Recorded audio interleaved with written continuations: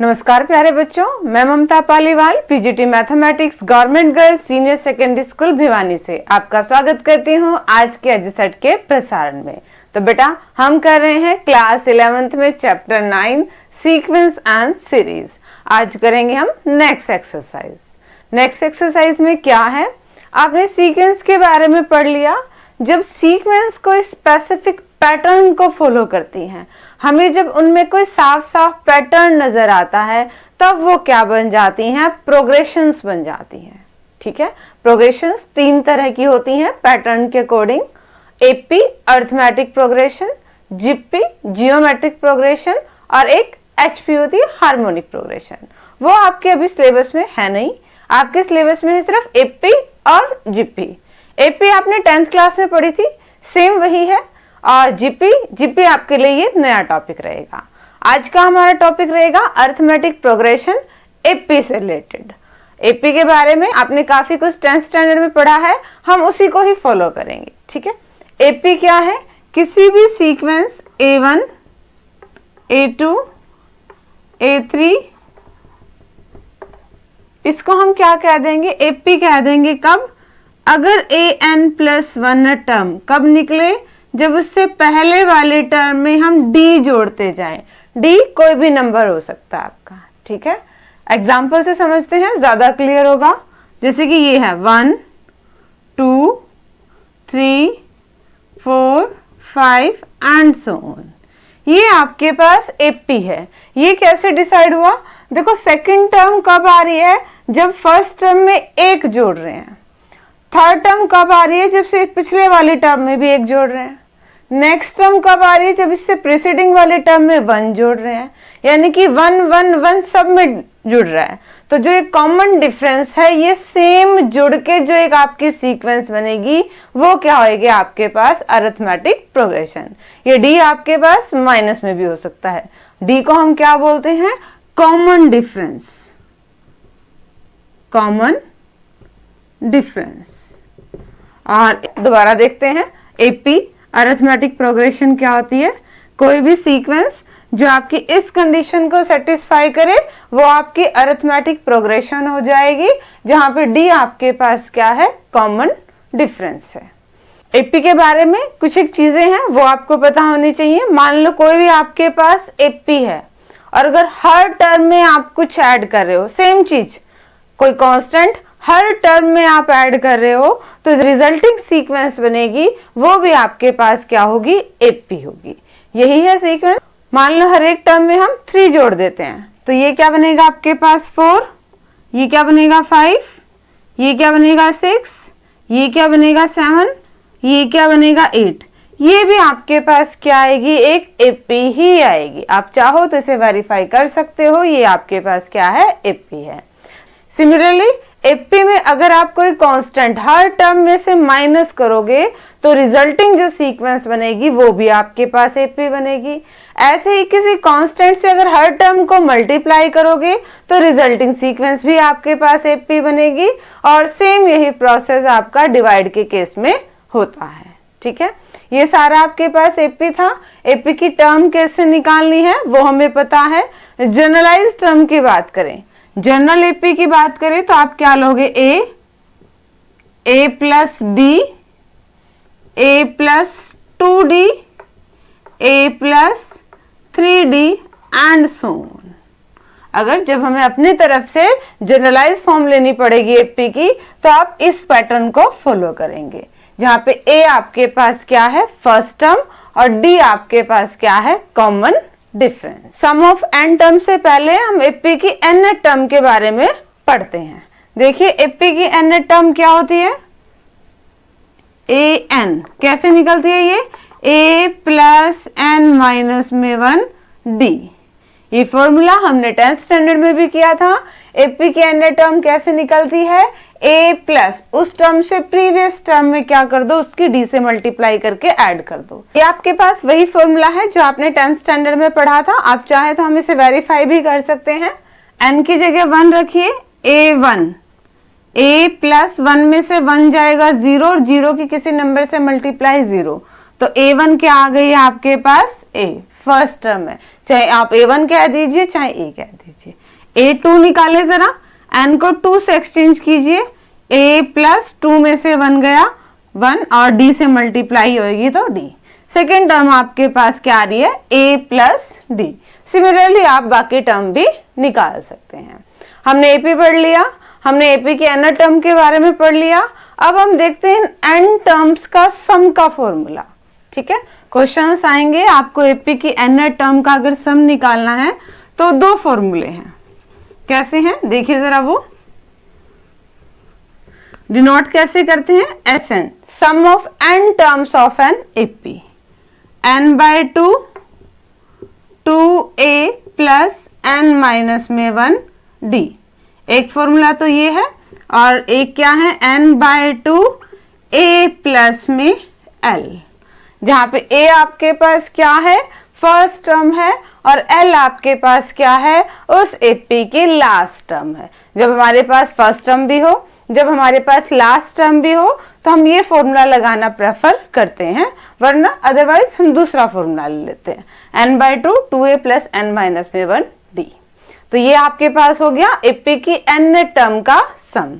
एक नया आपके पास टॉपिक और है, AM, arithmetic mean.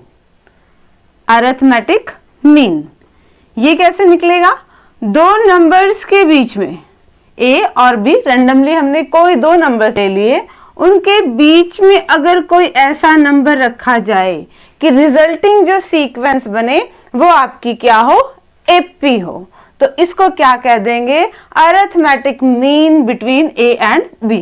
Arithmetic mean of A and B, A और B का अरिथमेटिक मीन वो होगा। तो निकालेंगे कैसे इसे, A प्लस B/2, ये फॉर्मूला है निकालने का। ठीक है, अरिथमेटिक मीन दोबारा देख लीजिए क्या है, कोई भी दो नंबर्स आपने लिए A और B, उनके बीच में अगर कोई ऐसा नंबर इंक्लूड कर दिया जाए कि रिजल्टिंग जो सीक्वेंस बने वो आपके पास AP है, तो उस नंबर को क्या कह देंगे, arithmetic mean of A and B। Example से अगर समझे, मान लो एक आपके पास 4 है और एक आपके पास क्या है, 16 है। दो नंबर्स का आपने अरिथमेटिक मीन निकालना है, तो कैसे निकलेगा, 4 plus 16 divide by 2, 20/2 cancel out करेंगे तो क्या आएगा, 10। इनके बीच में क्या आ गया, 10 आ गया। अब देखें क्या रिजल्टिंग सीक्वेंस आपकी AP है, यस। इन दोनों का डिफरेंस क्या है, 6 है। इन दोनों का डिफरेंस क्या है, 6 है। डिफरेंस सेम है, तो ये आपके पास क्या है, AP है। तो ये तो हमने एक नंबर इंक्लूड किया था, ऐसे हम एक से ज्यादा नंबर भी इंक्लूड कर सकते हैं, यानी कि दो नंबर्स के बीच में एक से ज्यादा अरिथमेटिक मीन भी हो सकते हैं। ये तो था सारा बेसिक। अब कुछ एक्सरसाइज के क्वेश्चंस को डिस्कस कर लेते हैं। एक्सरसाइज के क्वेश्चंस को डिस्कस करते हैं। फर्स्ट क्वेश्चन क्या है आपके सामने, find the sum of odd integers from 1 to 2001, 1 से लेकर 2001 तक सारे ओड इंटीजर विषम पूर्णांकों का आपने क्या निकालना है, सम निकालना है। तो हमारे पास सॉल्यूशन देख ले कैसे आएगा, 1 ओड लेने हैं, +3 +5 प्लस में 2001। हमने क्या निकालना है, इनका सम निकालना है। अब हमें पता है SN का फॉर्मूला क्या होता है, n/2। किस केस में, जब हमें फर्स्ट टर्म भी पता हो, जब हमें लास्ट टर्म भी पता हो, A प्लस L होता है। अब हमारे पास A भी है, हमारे पास L भी है, बट हमारे पास N नहीं है, तो N निकाल ले। N निकालने का तरीका क्या है, पहले देखिए A, फर्स्ट टर्म आपके पास क्या है, 1। D निकाल ले, कॉमन डिफरेंस, 3 में से 1 गया, क्या आ गया आपके पास, 2। 5 में से 3 जाएगा तब भी क्या आएगा, 2। ये आपके पास AP है गिवन। तो हमारे पास nth टर्म क्या है, nth टर्म क्या है, 2001, 2001 है। nth टर्म हमें नहीं पता ये कौन सी टर्म है, हमने इसको नाम दे दिया कि ये nth टर्म है, और यहां से हम किसकी वैल्यू निकाल लेंगे, n की वैल्यू निकाल लेंगे। an का formula A plus n minus में 1 D। वैल्यू रिप्लेस करें, A का मान क्या है, 1, n तो हमें निकालना है और d का मान क्या है 2। अब इसको हल करना है, प्लस का 1 है, दूसरी साइड जाएगा तो माइनस का हो जाएगा। 2001 में से 1 गया तो क्या आएगा 2000, ये 2 गुना में है, इस साइड जाएगा तो भाग में, काटेंगे 1000। हमें तो n की वैल्यू निकालनी है, माइनस का 1 है, दूसरी साइड जाएगा तो क्या जाएगा प्लस का, और n आ गया आपके पास 1001। टोटल ये टर्म्स कितनी है, ये टर्म्स है आपके पास 1001। आप चाहे तो डायरेक्ट भी कर सकते थे, 1 से लेकर 2001 तक है तो 2002 टर्म हो गई है, इवन छोड़ दी है, सिर्फ ओड ओड लिए तो उनकी आधी कर सकते हैं, ठीक है। और बट आपने प्रॉपरली तरीके से करना है, देन आप n नेट टर्म मान के इसको n की वैल्यू निकाल के दिखा सकते हो, ये बेटर रहेगा। अब हमारे पास n की वैल्यू आ गई, अब तो बाकी काम तो सिंपल ही है, हमने n की वैल्यू रखनी है, हमने a की वैल्यू रखनी है और l की वैल्यू रखनी है, ठीक है। इस कैलकुलेशन को मैं इरेज कर देती हूँ, अब वैल्यू पुट कर देते हैं। s n हमें पता है 1001 है, n की वैल्यू रखी, a फर्स्ट टर्म 1 है और लास्ट टर्म है 2001। अब इसको हल कर दे बस, बटे में 2, इनको जोड़ेंगे तो क्या बनेगा 2002, 2 से काट दें 1001, 1001 की 1001 से मल्टीप्लाई करनी है, कैलकुलेशन पार्ट, फिर 0 से मल्टीप्लाई, फिर 0 से मल्टीप्लाई, फिर 1 से मल्टीप्लाई, यह आएगा 100, 200 और 1, 200 और 1। इस टाइप के क्वेश्चंस आपने 10th स्टैंडर्ड में किया था, सेम वही है, कोई चेंजिंग नहीं है। हमारे पास क्या था, हमें सम निकालना था, SN निकालना था, फर्स्ट टर्म और लास्ट टर्म पता थी। जब हमें फर्स्ट टर्म और लास्ट टर्म पता है तो हमें पता है हमने कौन सा फॉर्मूला लगाना है। इस फॉर्मूले के लिए हमें चाहिए था n, उस n का हमने यूज कैसे किया, लास्ट टर्म को हमने कह दिया कि n नेट टर्म हमारी कितनी है 2001 है, और वहां से हमने किसकी वैल्यू निकाल ली, n की वैल्यू निकाल ली, सारी वैल्यू रिप्लेस कर दी, कैलकुलेशन कर दी और ये हमारा आंसर आ गया। क्वेश्चन नंबर 4 को डिस्कस करते हैं। अब 4th क्वेश्चन में क्या पूछ रखा है, देखिए तरीके वही लगने हैं, बस आपने क्वेश्चन को फॉलो करना है कि क्वेश्चन में पूछ क्या रखा है, सम पूछ रखा है, n नेट टर्म पूछ रखी है, उस हिसाब से आपने क्वेश्चन को सॉल्व करना है। 4th question, how many terms, कितनी terms of the AP, AP की कितनी टर्म्स, और एपी आपको दे रखी है -6, -11/2, -5 and so on are needed to give the sum -25। ये क्या कह रहा है कि कुछ टर्म्स का सम -25 आएगा, आपको बताना है कि कितनी टर्म्स का आएगा, ठीक है। तो हम स्टेप बाय स्टेप चलते हैं। a हमारे पास क्या है -6, और कॉमन डिफरेंस निकाल ले, प्रीसीडिंग टर्म को माइनस करते हैं, -6, इसको सॉल्व कर लें, प्लस में 6 और एलसीएम लेंगे तो ये आएगा आपके पास 1/2। अब हमें सम दे रखा है n टर्म्स का, कितना -25। लास्ट टर्म नहीं है हमारे पास तो हम लास्ट टर्म वाला फॉर्मूला नहीं लगाएंगे, सम का दूसरे वाला लगाएंगे, क्या n/2 2a plus n minus में 1d इक्वल टू -25। अब a की वैल्यू आप रख सकते हैं और आप d की वैल्यू रख सकते हैं। a की वैल्यू रख दें यहीं पे -6 और d की वैल्यू क्या रख दें 1/2। अब आपने इसको सोल्व करना है, इसको सोल्व करें, इनकी मल्टीप्लाई करेंगे तो क्या आएगा, 2 से 2 कैंसिल आउट, -6n आएगा, ठीक है।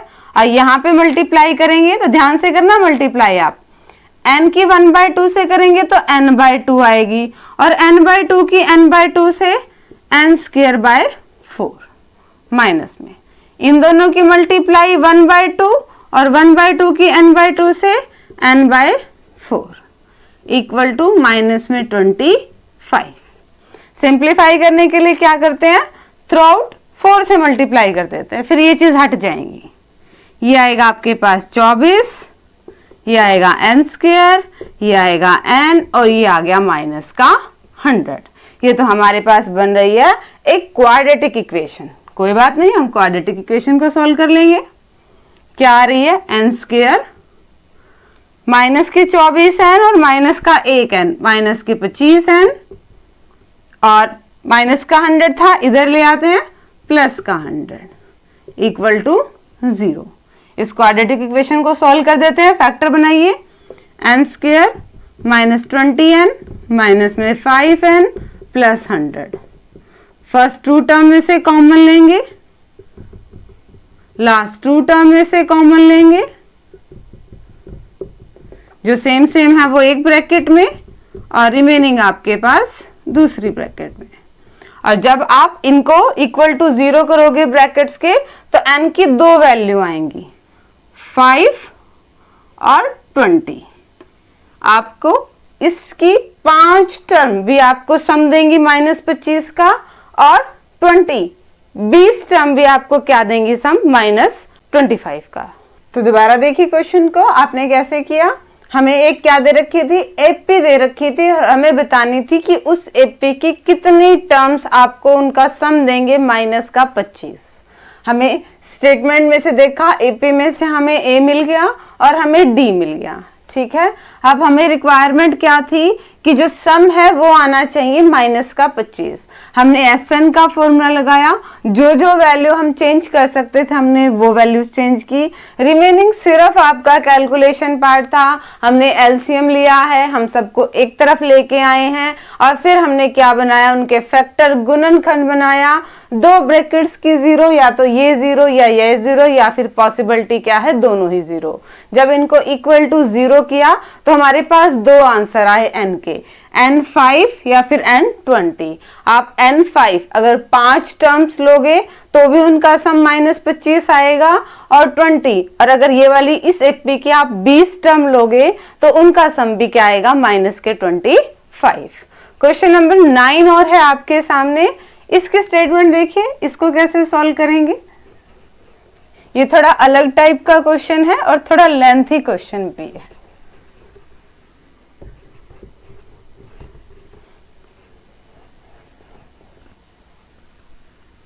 स्पेस के लिए मैं सारे को इरेज कर ही देती हूँ।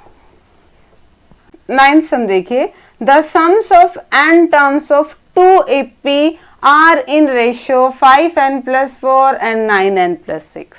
हमें दे दिया 2 AP हैं और उनकी n टर्म्स का सम्स का रेशियो।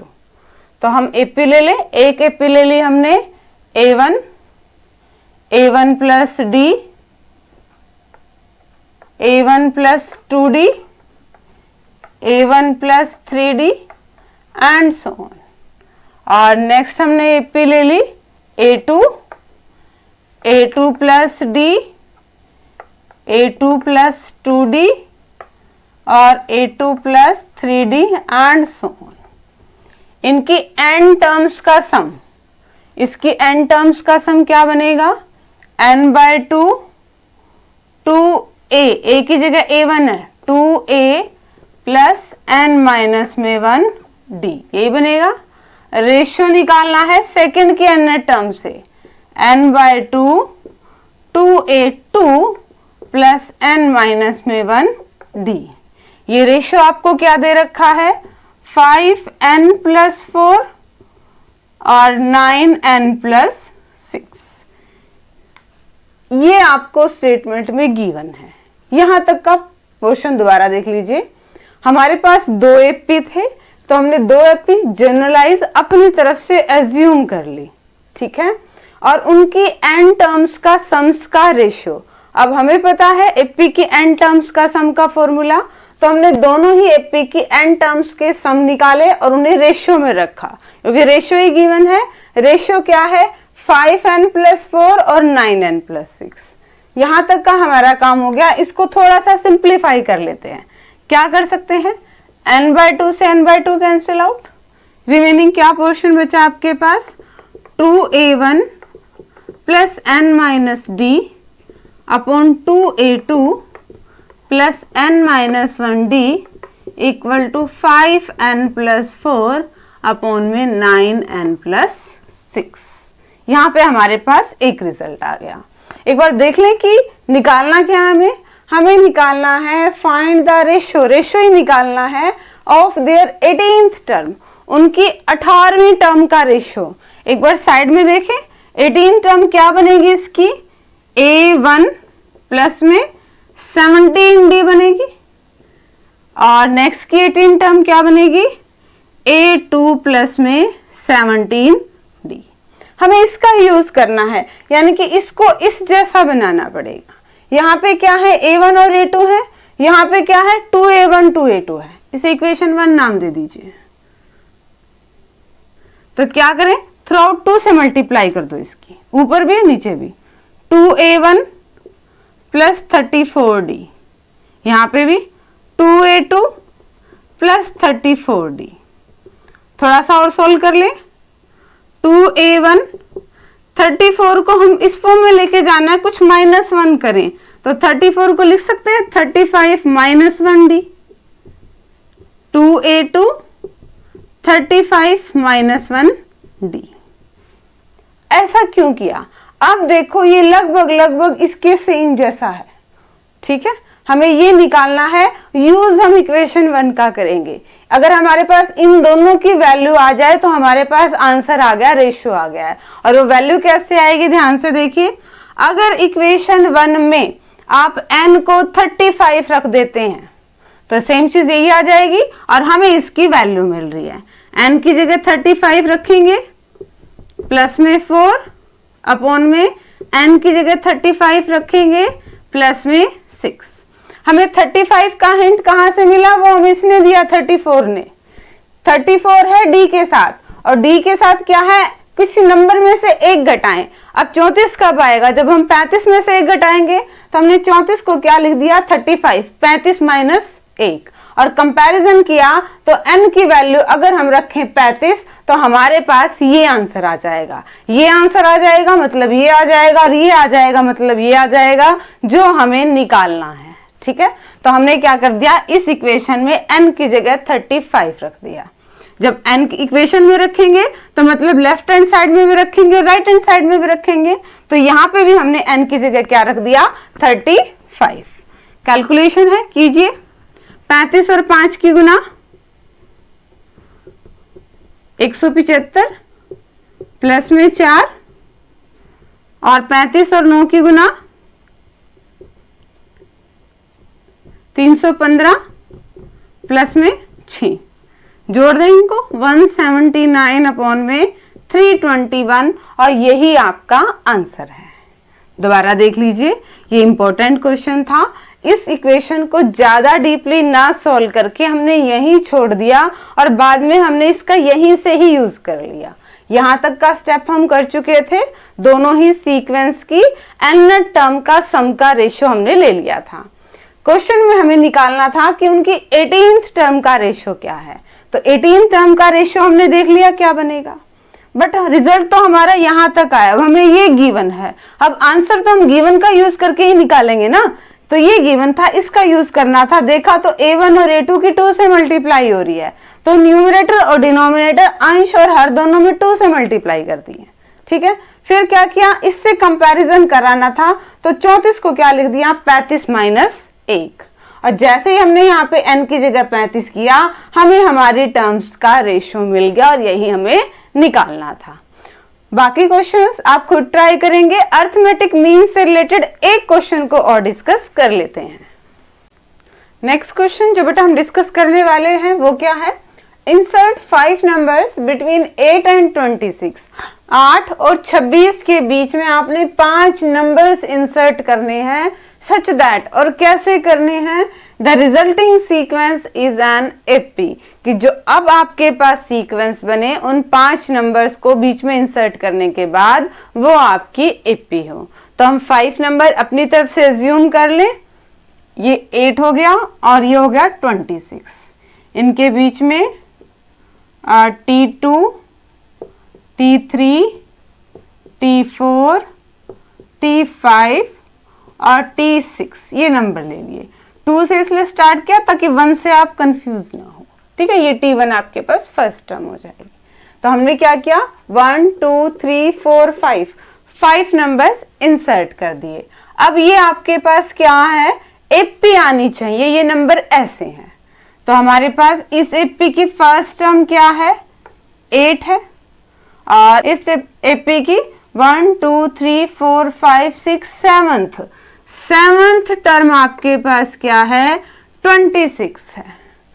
A7 का मतलब A प्लस 6D, ये आपके पास 26 है। A की वैल्यू रखिए 8 को दूसरी तरफ ले जाइए, प्लस का है तो क्या हो जाएगा, माइनस का, और ये आपके पास बनेगा 26 में से 8 गए 18। D की वैल्यू क्या आएगी आपके पास, कैंसिल आउट हो गए 3। A आपके पास है और D हमने क्या निकाल लिया, 3। अब ये तो AP है, अब हम इजीली निकाल सकते हैं। देखिए जरा, T2 सेकेंड टर्म कैसे निकलेगी, फर्स्ट टर्म में डिफरेंस को ऐड कर दो, 8 और 3 11। थर्ड टर्म कैसे निकलेगी, सेकेंड टर्म में डिफरेंस को ऐड कर दो, 11 प्लस 3 14। फोर्थ टर्म कैसे निकलेगी, इससे प्रीवियस टर्म में डिफरेंस को ऐड कर दो, फिफ्थ टर्म 17 में 3 को ऐड कर दो, सिक्स्थ टर्म 20 में 3 को ऐड कर दो, 23। हमने ये तो निकाले थे, सिक्स टर्म नहीं है, T6 है, ये फिफ्थ टर्म है। 1 2 3 4 5 हमने 5 नंबर ही इंसर्ट करने थे। एक बार रख के देख ले क्या बनेगा। ये आपके पास फर्स्ट है 8, देन 11, देन 14, 17, 20, 23 और 26। ये आपके पास सीक्वेंस बनी है। ये एपी है, यस ये एपी है। 8 और 3 11, 11 और 3 14, 14 और 17, सबका कॉमन डिफरेंस क्या है, 3 है। ये आपके पास एपी है। हमने 8 और 26 के बीच में 5 टर्म इंसर्ट कर दी और ये आपके पास क्या आ गई, एपी आ गई। यहाँ पे आप अरिथमेटिक मीन को वेरीफाई कर सकते हैं। देखो जरा इन दो टर्म्स को जोड़ो, 14 और 8 के आगे 22, 22 का हाफ कीजिए 11, 11 अरिथमेटिक मीन है 8 और 14 को। सिमिलरली और भी होंगे, रैंडमली देख लीजिए। ये 20 और 14 को जोड़ेंगे 34 और 34 का आधा कीजिए 17, तो 17 अरिथमेटिक मीन है 14 और 20 का। ठीक है, तो इस टाइप से आप क्वेश्चंस को सॉल्व कर सकते हैं। ठीक है बेटा, होप कि आपको ये क्वेश्चंस अच्छे से क्लियर हो गए होंगे। रिमेनिंग क्वेश्चंस सॉल्व करने की आप खुद कोशिश करेंगे। Okay students, thank you, have a nice day.